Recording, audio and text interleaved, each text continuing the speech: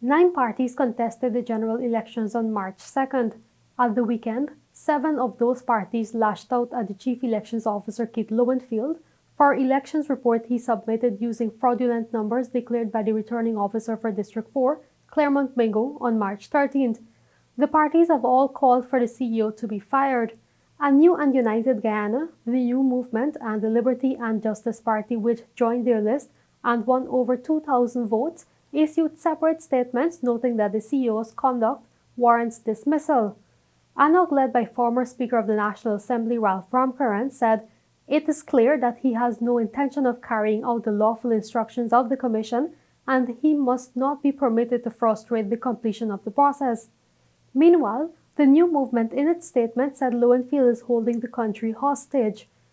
With over 130 days since the elections were held, the party said, and I quote, "His very actions have held an entire nation at ransom and snatched the people's democratic freedom," end of quote.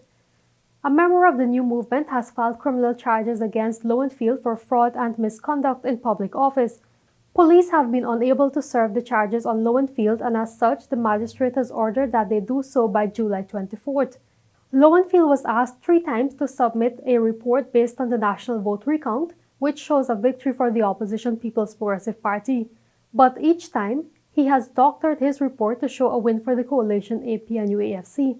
The Liberty and Justice Party said stern disciplinary actions should be taken against the CEO for attempts to thwart the will of the electorate, while Chairman of Change Guyana Nigel Hines also said the actions of the CEO shows utmost disdain and disrespect.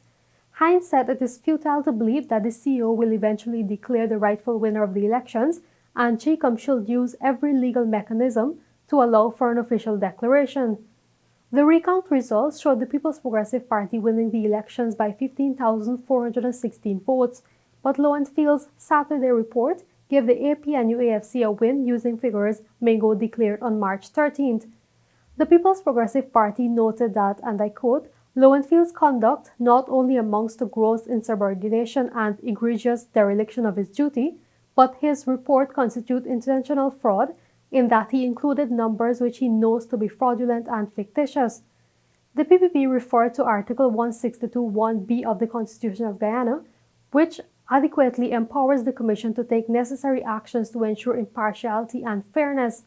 Further, Article 161(a) gives the Elections Commission responsibility to appoint employees and the power to remove and exercise disciplinary action over such staff.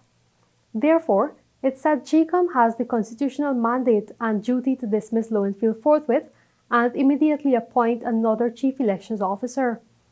The Citizenship Initiative said the CEO ought to know better with previous elections held during his tenure. In light of this, the CEO's action can possibly be construed as insubordinate action against Madam Chair, the TCI said. Similar sentiments were expressed by the United Republican Party, which said the Caribbean Court of Justice ruling was clear and the chair needs to act accordingly if her instruction continues to be disobeyed.